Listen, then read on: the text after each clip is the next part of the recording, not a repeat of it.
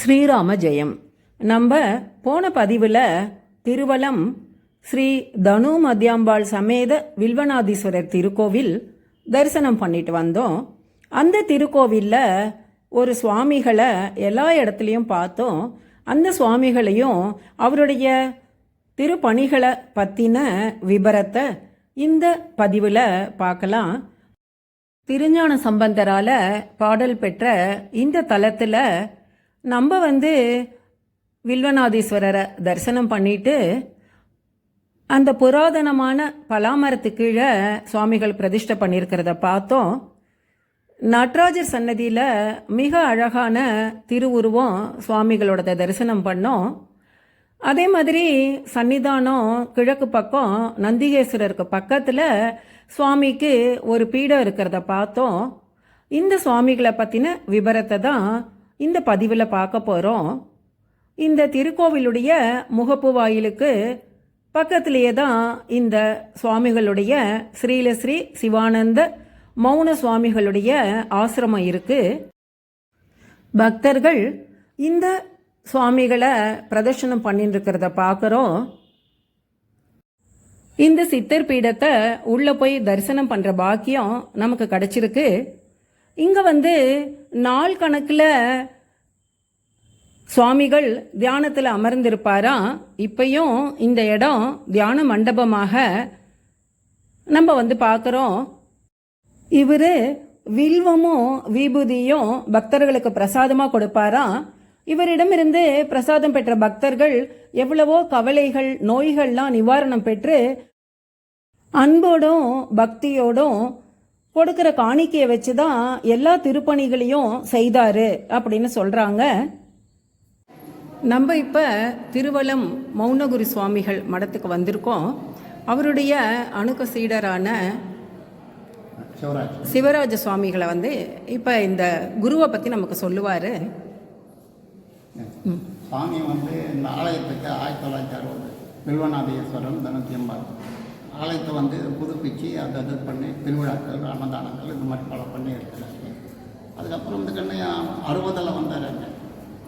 88 இங்கே ஜீவசமாதி ஆகிறாரு. திருப்பதி திருத்தணி கந்தக்கோட்டம் இதுக்கெல்லாம் வெள்ளி தேர்மரக செய்தலுக்கு அங்கே போய் வெள்ளோட்டம் வச்சுட்டு வந்துருக்காங்க. இப்போ பல பேர் அது எப்படி அவருக்குன்னா காசை தேவைப்படாதவர் குளிக்காதவர் குளிச்சது கிடையாது. இது அது 2 நாளைக்கு ஒரு வாட்டி 3 நாளைக்கு ஒரு வாட்டி மண்பாண்டத்தில் தேவரக கஞ்சி அது குடிப்பார். அந்த தியான அறைங்களில் உள்ளே போயிட்டாருன்னா என்னைக்கு வரான்னு சொல்ல முடியாது. அப்படியே இல்லைன்னா கோபுரம் மேலே ஏறிட்டோம்னு உட்காந்துருவார். இங்கேயே சாமி பேய்கரும்புன்னு நட்டு பல பேருக்கு கொடுத்து அது நல்லா இருக்குதுன்னு சொல்லியிருக்கிறாங்க விஜித்து. அதுக்கப்புறம் சாமி பல இடத்துல போயிட்டு இது பண்ணி திருப்பணிகள் பண்ணியிருக்கிறார். பல மாநிலம் இங்கே முன்னாள் கவர்னர்கள் முதலமைச்சராக இருந்த காமராஜர் அந்த மாதிரிலாம் அரசியல்வாதிகள்லாம் அதிகமாக சாமி இது பண்ணல. சாமி அரசாங்கத்தை எதிர்பார்க்குற அளவுக்கு இல்லாத தானே ஒரு அரசாங்கம் மாதிரி செய்ங்க. இப்போ அவர் நட்சத்திரம் ரோகிணி நட்சத்திரம் மாதம் மாதம் உள்ள ஒரு ரோகிணி நடந்துக்கிட்டு இருக்குது. இன்னும் நிறைய இடத்துக்கு அது மக்கள் வந்துருக்குறாங்க. இப்போ இன்னும் இந்த ஒரு கும்பாஷன் இது ஒன்று பண்ண போகிறாங்க. அற்புதமாக இந்த மாதிரி பல சாமி கையில் ஒன்றும் அதை விரிவடையணும். பண்ண முடியாது. சாதனை சந்தோஷம். உங்களை சந்தித்தது ரொம்ப மகிழ்ச்சி. சுவாமிகளை பற்றி நம்ம ஸ்ரீராம ஜெயம் குழுவில் எல்லாரும் அறிந்துக்கிறோம். திருவலம் வந்தால் குரு சன்னிதானத்தை கட்டாயம் எல்லாரும் தரிசனம் பண்ணணும். சிவராஜ ஐயா சொன்ன விவரங்கள்லாம் நமக்கு திகைப்பளிக்கக்கூடியதாகவே இருந்தது. பாருங்க, இதுதான் சுவாமிகளுடைய அறக்கட்டளை இருக்கிற மண்டபம். அதுக்கு பக்கத்தில் தான் சுவாமிகளுடைய ஆசிரமம் இருக்கு, வில்வநாதீஸ்வரர் திருக்கோவில். இந்த விவரங்களெல்லாம் நம்ம சுவாமிகளை பற்றி இன்னும் தெளிவாக தெரிஞ்சுக்கணும்னா என்ன பண்ணுறது அப்படின்னு யோசிக்கும்போது அந்த ஐயா சொன்னார், இந்த சிவானந்த மௌனகுரு சித்தர் அறக்கட்டளை சார்பாகவே ஒரு புத்தகம் திருவலத்து தீபம் அப்படின்னு வெளியிடப்பட்டிருக்கிறது. அந்த புத்தகத்தில் சுவாமியுடைய வாழ்க்கை வரலாறு ரொம்ப சிறப்பாக இருக்கு அப்படி சொன்னாங்க. இந்த திருக்கோவில் வளாகத்திலேயே இந்த சித்தர் பீடத்திலேயே அந்த புத்தகம் கிடைக்கும். சத்தியகங்கை அப்படிங்கிற மாத இதழில் திருவலத்து தீபம் அப்படின்னு சுவாமிகளை பற்றி தொடர் வந்து கொண்டிருந்தது. அதை தொகுத்து திருவலத்து தீபங்கிற புக்கில் முன்னுரை எழுதி பதிப்பிச்சவர் சக்தி குழுமம் நா. மகாலிங்கம் ஐயா அவர்கள். இந்த புத்தகத்துக்கு பொன் பரமகுரு ஐயா அவர்கள் அணிந்துரை வழங்கியிருப்பது ரொம்ப சிறப்பு. இந்த திருவலத்து தீபம் சிவானந்த சுவாமிகள் ஏராளமான கோவில்களுக்கு திருப்பணி செய்திருக்காரு. பாழடைந்து கிடந்த இந்த திருவலம் கோவிலை புனருத்தாரணம் செய்து கும்பாபிஷேகம் நடத்தி 48 நாட்கள் மண்டலாபிஷேகத்தையும் கும்பாபிஷேகம் போலவே சிறப்பாக நடத்தினாராம். இந்த திருக்கோவில் வாசல்ல நம்ம பார்க்குற மிகப்பெரிய தேரு இவர் கட்டினது தான். அதே மாதிரி இந்த கைலாச கோபுரம் மிகவும் பாழடைந்து இடிந்து கிடந்தப்ப புது பொலிவுடன் கலைநயமுடைய கோபுரமா அமைத்தாராம். இந்த சிவானந்த சுவாமிகளுக்கு பூர்வாசிரம பேரு சின்னையா. பிறந்த இடம் கார்னாம்பட்டு தான். இந்த திருவலத்துக்கு அருகில் தான் இருக்கு அந்த இடம். முருக பக்தர்களான அம்மணி அம்மாள் குள்ளப்பா தம்பதிகளுக்கு மகனாக பிறந்தாரு இந்த சின்னையா. சின்ன வயசுல உடம்பு சரியில்லாம போயிடுத்து குழந்தைக்கு. அப்ப இவருடைய அப்பா குழந்தைக்கு உடம்பு நல்லபடியா குணமான உடனே திருத்தணிக்கு காவடி எடுத்துன்னு அழிச்சுட்டு வரேன் அப்படின்னு சொல்லி வேண்டிண்டாராம். ஆனா குழந்தைக்கு உடம்பு சரியான பிறகு அவர் சின்னையாவால் அவ்வளோ தூரம் காவடி எடுத்து நடக்க முடியாதுன்னு அருகில் இருக்கிற வள்ளிமலைக்கு சின்னையாவை காவடியுடன் அழைத்து சென்றிருக்காரு. அன்னைக்கு ராத்திரியே மீண்டும் அவருக்கு குழந்தைக்கு உடம்பு சரியில்லாம போன உடனே இது முருகர் செய்த சோதனை தான் அப்படின்னு சொல்லிட்டு முருகர்கிட்ட சரணடைந்தாராம். திருத்தணி முருகா, நான் என் குழந்தைய வருடா வருடம் உன் கோவிலுக்கு காவடி எடுத்து வர சொல்றேன், நீ தான் குழந்தைய காப்பாத்தணும்னு வேண்டிண்டாராம். இப்ப நம்ம இருக்கிறது இந்த திருக்கோவில் நந்தவனத்துல.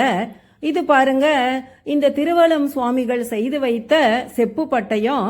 அவரு வில்வமும் விபூதியும் கொடுத்து பக்தர்களுக்கு எல்லா நோய்களையும் குணப்படுத்தினாராம். அப்ப வந்த காணிக்கையில தான் இந்த திருக்கோவிலுக்கு கும்பாபிஷேகம் செய்தது போக மீதி உள்ள பணத்தை இந்த சூரியன் சந்திரன் இருக்கிற வரைக்கும் இந்த திருக்கோவில்ல தீபம் எரியணும் அப்படின்னு சொல்லி பணத்தை இந்தியன் ஓவர்சீஸ் வங்கியில டெபாசிட் பண்ணி வச்சாராம். இந்த செப்பு பட்டயம் இருக்கிற அறை ஒரு பாதாள அறை. அங்கதான் சித்தன் போக்கு சிவன் போக்குன்னு அப்பப்ப இந்த திருவலம் சுவாமிகள் போய் தியானத்துல அமர்ந்துடுவாராம். 48 நாட்கள் 90 நாட்கள் அந்த மாதிரி இந்த அறைக்குள்ளேயே தியானத்துல இருப்பாரு அப்படின்னு சொல்றாங்க. பாருங்க, திருக்கோவில் மதில் சுவர் எவ்வளவு உயரமான சுவரா இருக்கு. இந்த திருப்பணிகள்லாம் சுவாமிகள் செய்ததுதான். வருடா வருடம் திருத்தணிக்கு காவடி எடுத்து கொண்டிருந்த சின்னையாவிடம் சிறு வயசிலிருந்தே முருகன் பேசுவாரு அப்படின்னு சொல்றாங்க. இல்லறத்துல ஈடுபட்டாலும் நாளடைவுல இந்த சின்னையா துறவியாகணும் அப்படின்னு வீட்டை விட்டு கிளம்பி விட்டாராம். மகாதேவ மலைக்கு சென்று அங்க ஒரு குருவை சந்திச்சு அருள்வாக்கு பெற்றதா சொல்றாங்க. அதுக்கப்புறம் அவரு மீண்டும் காரணாம்பட்டுக்கே அங்க இருக்கிற செல்லியம்மன் கோவில்ல தங்கி இருந்தாராம். அப்பவே கோவிலுக்கு திருப்பணி செய்யற வேலைகளை ஆரம்பிச்சிட்டாரு அப்படின்னு சொல்றாங்க. அவரு அந்த கோவிலை விட்டு எங்கேயும் வெளியிலேயே போக மாட்டாராம். ஒரு முறை ஊரே வெள்ளத்துல மூழ்கி இருந்தப்ப பெரிய தாயி அம்பாளே அவருக்கு உணவு கொடுத்ததா சொல்றாங்க. அந்த செல்லியம்மன் கோவில் பணி முடிஞ்ச பிறகு பக்கத்திலே இருக்கிற அம்முண்டி அப்படிங்கிற கிராமத்து ராக்காத்தம்மன் கோவில்ல போய் தங்கி இருந்தாராம். அந்த கோவில்ல உழவார பணி மாதிரி தானே திருப்பணிகள்லாம் செய்து கொண்டிருந்தாராம். சுவாமிகள் கோவில் திருப்பணி ஆரம்பிச்சதிலிருந்து பேச்சை மிகவும் குறைத்து கொண்டாராம். அதுவும் திருவலத்துக்கு திருப்பணிகள் செய்ய ஆரம்பிச்ச பிறகு அவர் யாரோடையுமே பேசல. அவரை மௌன சுவாமிகளாதான் பக்தர்கள் பார்த்தார்களாம். ரொம்ப அவசியமான தேவைக்கு எழுதி காமிப்பாரு அப்படின்னு சொல்றாங்க. இப்ப நம்ம இந்த வில்வநாதீஸ்வரர் திருக்கோவில் கௌரி தீர்த்தத்துல பதிக்கப்பட்டிருக்கிற கல்வெட்டை பார்க்கிறோம். பாருங்க, சிவானந்த மௌன சுவாமிகள் பெயர் அதுல இடம் பெற்றிருக்கிறத பார்க்கிறோம். இந்த கௌரி தீர்த்தத்தை சிறப்பாக செப்பனிட்டு இருக்கிறத பார்க்கிறோம். இந்த சுவாமிகள் அம்முண்டி ராக்காத்தம்மன் கோவில்ல திருப்பணி செய்துட்டு இருக்கிறத பார்த்தோம்.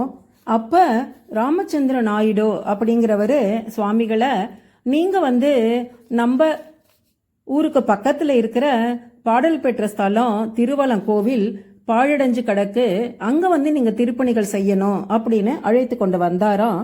அப்ப இந்த திருக்கோவில் இருந்த நிலவரத்தை இந்த திருவலத்து தீபம் புத்தகத்துல சுவாமிகள் குறிப்பிட்டிருக்கிறத பார்க்கலாம். இப்ப கம்பீரமா நின்று அக்கம்பக்கத்தையெல்லாம் கவர்ந்திழுக்கும் வில்வநாதீஸ்வரர் ஆலயம் அப்போது சீன தசையில் கிடந்தது. கோவில் மதில்கள் இடிந்து கிடந்தன, கோவிலுக்குள் புதர்கள் மண்டி இருந்தன, பாம்பும் கீரியும் வாசம் செய்த பெருங்காடு கோவிலை மூடி கிடந்தது. மண்மேடுகளுக்கிடையே பெயருக்கு கோவில் என்று ஒன்று இருந்தது, சிதிலமாகி கிடந்தது போக மிச்சமுள்ள இடத்தை வழி செய்து கொண்டு போய் பூஜை என்று ஏதோ ஒன்று நடந்து கொண்டிருந்தது அப்படின்னு சொல்லி மேலும் அதனுடைய மோசமான நிலைமையை குறிப்பிட்டிருக்காங்க. இந்த கோவில் திருப்பணி அப்ப இந்த சிவலிங்கமும் அம்பாள் திருவுருவமும் கிடைச்சுதான். அதை இந்த சுவாமிகள் அம்பிகேஸ்வரி ராஜராஜேஸ்வரர் அப்படின்னு பார்வதி பரமேஸ்வரனை பிரதிஷ்டை பண்ணி ரொம்ப இஷ்ட தெய்வமா வழிபட்டு வந்தாராம். நந்தவனத்திலேயே இந்த சன்னிதானம் இருக்கு. அது பக்கத்திலே பாருங்க சுவாமிகளுடைய திருவார்த்தைகளை சுவர் முழுவதும் எழுதியிருக்கிறத பார்க்கலாம். இந்த மாதிரி திருவலம் அங்க பக்தர்களுக்கெல்லாம் வில்வ இலையும் விபூதியும் அவர் பிரசாதமா கொடுப்பாராம். அதை முதல்லயே பார்த்தோம். இந்த திருக்கோவிலே வில்வநாதீஸ்வரர் திருக்கோவில். அவருடைய புகழ் மிகவும் பிரபலமடைய பக்தர்கள் ஏராளமாக அவர் இந்த திருப்பணியை செய்தாரு. சிறப்பு என்னன்னா சுவாமிகளே திருப்பணிக்கான சிமெண்ட் மணல் இதெல்லாம் சுமந்து சென்று வேலை செய்வாராம். எளிமையே வடிவமான இந்த சுவாமிகள் எப்பவுமே ஒரு சாக்கு துணியை தான் கோவணமா அணிந்திருப்பாராம். அதே மாதிரி உணவுலையும் எந்த ஈடுபாடும் கிடையாது. கோவில் முகப்பு உற்சவ மண்டபத்திலிருந்து உள்ளுக்குள்ள இருக்கிற 63 சிலை சிறப்பாக மூலவர் உற்சவரோட பிரதிஷ்டை பண்ணது வரைக்கும் இந்த கோவில்ல அவர் ஆற்றிய திருப்பணிகள் ஏராளம். நம்ம இந்த திருக்கோவிலோட சிறப்பான நந்தியம் பெருமானை பார்த்தோம்.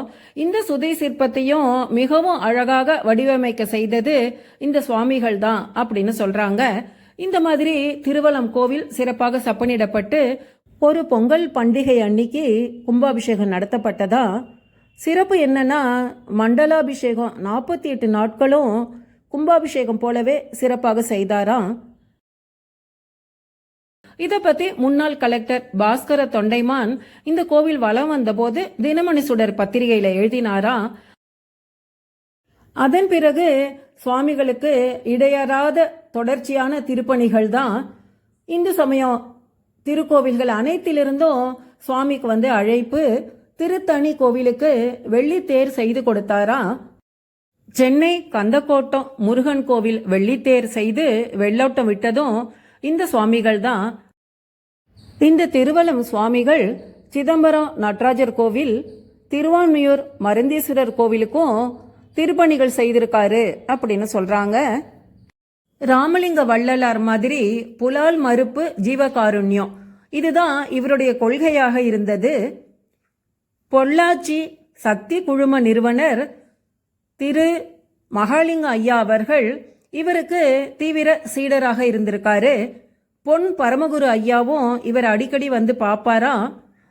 முதலமைச்சர் காமராஜரே இவரை தரிசனம் பண்ணதா சொல்றாங்க. இந்த திருவலம் ஏகவல்லி அம்மன் கோவில், பொள்ளாச்சி மாரியம்மன் கோவில், ஆந்திரால சித்தூர் சிவன் கோவில், இஞ்சிப்பள்ளி பசவனேஸ்வரர் கோவில், கேரளால மூனூர் பிரகநாதேஸ்வரர் கோவில், கொடும்பாளூர் சுப்பிரமணிய சுவாமி ஆலயம் இங்கெல்லாம் சென்று இவர் வில்வ இலை விபூதி பிரசாதம் கொடுத்து அந்த காணிக்கையில சிறப்பான கும்பாபிஷேக பணிகள் செய்திருக்காரு. இந்த திருவலம் தேருடைய வடிவத்தையும் சிறப்பையும் உறுதியையும் பார்த்துட்டு டிடிடி திருப்பதி தேவஸ்தானம் இவர்கிட்ட திருமலை வெங்கடாஜலபதிக்கு வெள்ளி தேர் செய்து கொடுக்கணும் சொன்னாங்களாம். குறிப்பிடப்பட வேண்டியது என்னன்னா இந்த வெள்ளித்தேருக்கான பண செலவு முழுவதும் திருப்பதி தேவஸ்தானம் தான் வழங்கியது. ஆனா இவருடைய பக்தர்களுடைய சிறப்பான வேலைப்பாடுக்காக திருப்பதி தேவஸ்தானம் இவரை அணுகியதா சொல்றாங்க. ரொம்ப சிறப்பான வெள்ளித்தேர் செய்து அதோடைய வெள்ளோட்டமும் இவருடைய தலைமையில தான் திருமலையில நடந்ததா. அதற்கான செலவுல மிகுதியான பணம் மிஞ்சினதுனால திருப்பதி தேவஸ்தானத்தோட வேண்டுதலுக்கு இணங்க திருப்பதி தேவஸ்தான இணை கோவில்களுக்கெல்லாம் கொடிமரம் செய்து கொடுத்தாராம். மேலும் கீழ் திருப்பதி ஸ்ரீ கோவிந்தராஜ பெருமாள் கோவிலுக்கு 48 அடி உயர மர தேர் செய்து கொடுத்து அதோட வெள்ளோட்டத்துல தலைமையேற்று நடத்தி வச்சாரு அப்படின்னு சொல்றாங்க. இதெல்லாம் தான் சிவராஜ ஐயா அந்த சித்தர் பீடத்துல குறிப்பிட்டிருந்தாரு நம்ம கிட்ட. இந்த திருக்கோவில் கும்பாபிஷேகத்துக்கு நாள் குறிக்க சொன்னப்ப இந்த சிவானந்த மௌன சுவாமிகள் சொன்னாராம், நான் பேய் கரும்பு நட்டு இருக்கேன், அது ஒரு நாளைக்கு கட்டாயமா இனிக்கும், அப்ப இந்த கும்பாபிஷேகம் நடக்கும் சொன்னாராம். அதே மாதிரி பேய் கரும்பு இனித்தப்பதான் இந்த கும்பாபிஷேகம் நடந்தது என்பது சிறப்பான விஷயம். இந்த சிவானந்த மௌன சுவாமிகள் வில்வமும் விபூதியும் கொடுத்ததுல எவ்வளவோ பேருக்கு கடுமையான நோய்கள்லாம் தீர்ந்திருக்குன்னு பார்த்தோம். குறிப்பா 2 பெண்மணிகளுக்கு புற்றுநோயே முற்றும் குணமாச்சா. அந்த இருவரில் ஒரு பெண்மணி ஏகேசி நடராஜன் கிளாரினெட் வித்வான், அவருடைய தமக்கை. அதே மாதிரி இன்னொரு பெண்மணி சென்னை ஹீராலால் சேட், அவருடைய மனைவி பத்தாச்சி அம்மாள். இந்த ஹீராலால் சேட்டு தன்னுடைய மனைவிக்கு புற்றுநோய் குணமான உடனே ரொம்ப இந்த சுவாமிகள் கிட்ட பக்தி அதிகமாகி திருவலத்திலே தங்கிட்டாராம். மேலும் இந்த சுவாமிகளுக்காக சன்னதி தெருவிலேயே ஒரு வீடு வாங்கியும் கொடுத்தாராம். அதாவது இப்ப ஆசிரமம் இருக்கு இல்லையா, இந்த சிவானந்த மௌனகுரு சுவாமிகள் அறக்கட்டளை மற்றும் சித்தர் பீடம் இப்ப இருக்கிற இடம், அந்த ஹீராலால் சேட்டு அன்போட சிவானந்த மௌன சுவாமிகளுக்காக கொடுத்தது அப்படின்னு சொல்றாங்க. இந்த சுவாமிகள் புலால் உண்ணாதவர்களுக்கு மட்டும்தான், தீவிர சைவர்களுக்கு தான் வில்வ இலையும் விபூதியும் கொடுப்பாராம். ஜீவகாருண்யம் ஒண்ணுதான் மனிதனை காப்பாற்றக்கூடிய கொள்கை அப்படிங்கறதுல தீவிரமா இருப்பாராம். இப்ப நம்ம பார்த்து வழிபடுற இந்த ஸ்ரீல ஸ்ரீ சிவானந்த மௌன சுவாமிகளுடைய திருவுருவம் வேலூர் சண்முகங்கிற பக்தர் நமக்கு செய்த உதவி தான் சொல்லணும். அவரு தான் சுவாமிகளை ரொம்ப தொந்தரவு செய்து அவர் எப்பயும் தியானம் செய்யற அந்த புராதன பலாமரத்தடியில அவரை அமர வச்சு போட்டோ எடுத்தாராம். வேலூர் ரத்னகிரி முருகன் கோவிலுக்கு 162 படிக்கட்டுகள் செய்த திருப்பணி இந்த சுவாமிகளுடையதுதான். இவருடைய சீடர் தான் பாலமுருகன் அடிமை சச்சிதானந்த சுவாமிகள், ரத்னகிரி சுவாமிகள். அதே மாதிரி திருவலம் பக்கத்துல இருக்கிற கஞ்சனகிரி மலை இருக்கு இல்லையா, அதுலயும் முருகர் கோவில் ஒன்று மிக அழகாக சிவானந்த சுவாமிகளால கட்டப்பட்டிருக்கிறது. சுவாமிகள் திருக்கோவில் பணிகளை தவிர பள்ளிக்கூடங்கள், ஏரி, குளங்கள், அது மாதிரி நிறைய தொண்டுகள் செய்திருக்காரு அப்படின்னு சொல்றாங்க. பஞ்ச காலத்துல கூழ் அறக்கட்டளை அப்படின்னு ஒன்று நடத்தினாராம். ஏழைகளுக்காக அன்னதானம் எப்பயும் செய்து கொண்டே இருப்பாரா. இவருடைய திருப்பணிகளை பற்றி இந்த திருவலத்து தீப புத்தகத்து வரிகளிலேயே பார்த்தாக்கா, இந்த கோவண சந்நியாசி எத்தனை கோவில்களுக்கு திருப்பணி செய்திருக்கிறார், எத்தனை கோவில்களுக்கு வெள்ளித்தேர் செய்து கொடுத்திருக்கிறார், மரத்தேர், வெள்ளி வாகனங்கள், மூல விக்கிரகங்கள், உற்சவ விக்கிரகங்கள், பள்ளிக்கூட திருப்பணிகள், கிராமங்களுக்கு சாலைகள், கிணறுகள், எத்தனை ஏழைகளுக்கு திருமணங்கள், எத்தனை பேருக்கு வீடுகள், எவ்வளவு பேருக்கு தீராத நோய்களை எல்லாம் தீர்த்திருக்கிறார். அப்பப்பா, என்ன சாதனை, என்ன மகத்துவம் அப்படின்னு குறிப்பிட்டிருக்காங்க. திருவலம் திருக்கோவில் பிரம்மோற்சவத்தை கொண்டாடுறதுல சுவாமிகளுக்கு விருப்பம் அதிகம். KB Sundarambal, Sirkazhi Govindarajan, MS. சுப்புலட்சுமி அம்மா, அந்த மாதிரி இந்த திருக்கோவிலுக்கு கச்சேரி நடத்தினவங்க சுவாமிகளை தரிசனம் பண்றதுக்குன்னே வருவாங்களாம். சுவாமிகள் இந்த புராதன பலாமரம் கீழே ஆதி வில்வநாதர் சன்னிதானத்துக்கு நேரதான் எப்பயும் தியானத்துல அமர்வாராம். சில சமயங்கள்ல சர்வசாதாரணமா கைலாச கோபுரம் மேல ஏறி தியானத்தில் அமர்ந்துருவாரு சொல்றாங்க. இந்த திருக்கோவில்ல பசுமடத்தை நிறுவி அதை பராமரிக்கிறதுல சுவாமிகள் காட்டின ஈடுபாடு மிக அதிகம். எண்ணற்ற திருக்கோவிலுக்கு கும்பாபிஷேகம் மற்றும் திருப்பணிகள் செய்த ஸ்ரீலஸ்ரீ சிவானந்த மௌன சுவாமிகளுடைய சித்தர் பீடத்துக்கு கும்பாபிஷேகம் விரைவில் நடக்க இருக்கிறது. திருப்பணி வேலைகள் இப்போ நடந்துட்டு இருக்கிறத பார்க்குறோம். வருகிற நவம்பர் மாதம் 7ஆம் தேதி கும்பாபிஷேகத்திற்கான திருநாளாக தெரிவு செய்யப்பட்டிருக்கிறது. திருவலத்து தீபம் ஸ்ரீலஸ்ரீ சிவானந்த மௌன சுவாமிகள் சித்தர் பீடத்தில் மீண்டும் குரு வணக்கம் செலுத்துகிறோம். ஓம் ஸ்ரீ குருபியோ நமஹ. ஸ்ரீராம ஜெயம்.